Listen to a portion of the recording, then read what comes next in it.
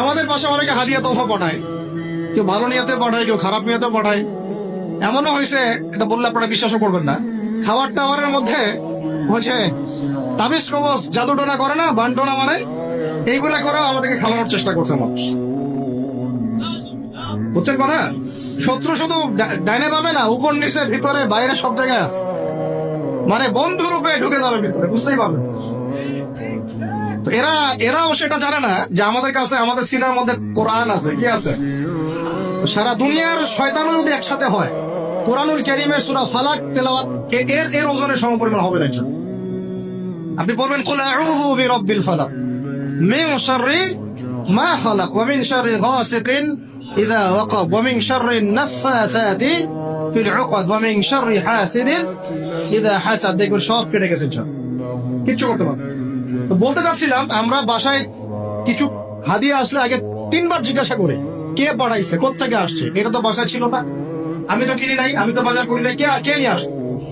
হাদিয়া তোফা নেওয়ার ক্ষেত্রেও সাবধান থাকবেন, হারাম উৎস থেকে যেন হাদিয়া না ঢোকে। আমি মিরপুরের একজন ওস্তাদের কাছে একদিন একটা প্রয়োজনে গিয়েছিলাম। কওমি মাদ্রাসার একজন বড় মুবাল্লিগ আলেম, এই নাম বলতে যাচ্ছে, অনেক বড় একজন আলেম।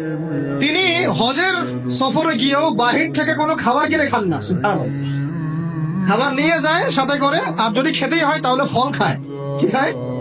ফলমূল খায়, জুস খায়। যেটা কোন ধরেন মুরগি বা খাসি বা গরু, এগুলো সে খায় না। আমি জিজ্ঞাসা করলাম, ওস্তাদ কেন খান না? উনি বলছেন যে আমি তো জানি না এটা আল্লাহর নামে জবাই করা হয়েছে না আল্লাহর নাম ছাড়া জবাই করা হয়েছে। মানুষের তাকওয়ার লেভেল এত উঁচুতে আছে, আমার তো কল্পনাও ছিল না। সুবহানাল্লাহ। আমাকে বলছে, আদনান এইসব না করলে কোন উপায় আছে এই যুগে বাঁচার? এই যুগে হালাল খাওয়ার কোন উপায় আছে এগুলো ছাড়া?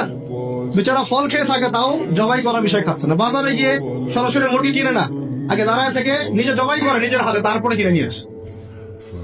আর এই যে হজের মৌসুমে উমরা দেখবেন, যত ওই যে ফাস্ট ফুড আপনার ব্রয়লার এইটা ওইটা খাওয়াচ্ছে, কে জানে কে জবাই করছে, আল্লাহ নিচে বানায় নাই।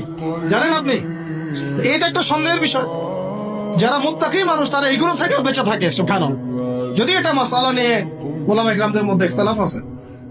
আমি বলতে চাচ্ছি, ওনার একটা মিসাল দিলাম যে এরকমও তাকওয়াবান মানুষ বাংলাদেশে আছে, যে একটা খাবার মুখে ঢুকাবে তার আগে জিজ্ঞাসা করে এই খাবারটা আসছে কোথায়। তা আমরা পরিবারের মধ্যে কি হারাম ঢুকাবো ভাই? তওবা করা যায় যে আমরা জীবনে কোনোদিন সুদ খাবো না। চল।